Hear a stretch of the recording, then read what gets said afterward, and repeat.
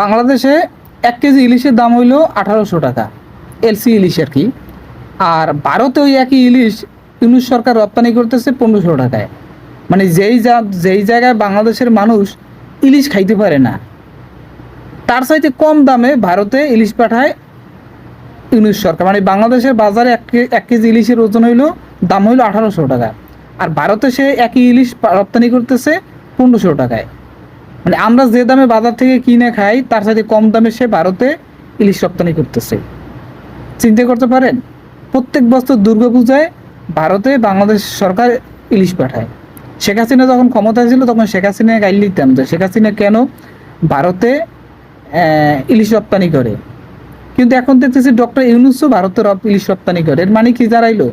যে বাংলাদেশের যারা ক্ষমতা আসে, বাংলাদেশের যারা রাজনীতি করে, এরা বাংলাদেশটাকে একটা রাষ্ট্র মনে করে না। এদের ন্যূনতম লজ্জা নাই। এরা বাংলাদেশের জনগণের ভ্যাট ট্যাক্সের টাকা দিয়ে ক্ষমতায় বসে, ভ্যাট ট্যাক্সের টাকা দিয়ে তারা জীবন পরিচালনা করে, আর তারা দিন শেষ কী করে?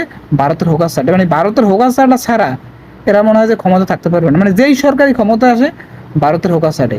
এইবার ভারত আমাদের সাথে বিগত 16 বছর যে অন্যায়গুলো করছে, যে সীমান্তে কাঁটাতারে মানুষ মেরে ঝুলাই রাখছে, তারা আমাদেরকে পানি দেয় নাই, তারা বাংলাদেশের মধ্যে পাহাড়ি অঞ্চলে বিভিন্ন ধরনের সংঘাত উত্তাপ ছড়াই রাখছে, ডক্টর ইউনূসকে তারা স্বীকৃতি দেয় নাই।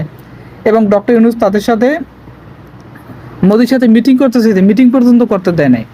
এত কিছু করার পরেও ভারত আমাদের দেশে পেঁয়াজ রপ্তানি বন্ধ করে দিছে, ভিসা দেওয়া বন্ধ করে দিছে। এত কিছু করলো, ডক্টর ইউনূসে অসুর বানাইলো, মানে পেতাত্তা বানাইয়া মূর্তি বানাইলো, এত কিছু করলো ভারত।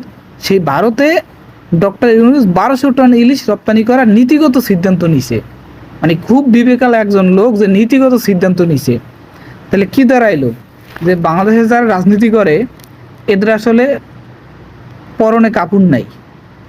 এরা বাংলাদেশটাকে একটা রাষ্ট্র মনে করে না।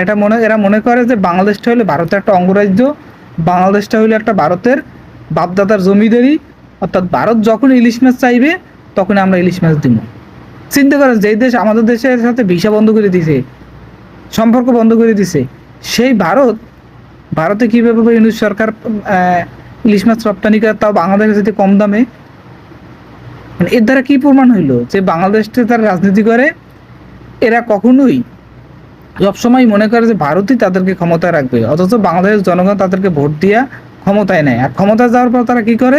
ভারতের হোকাচাটা শুরু করে।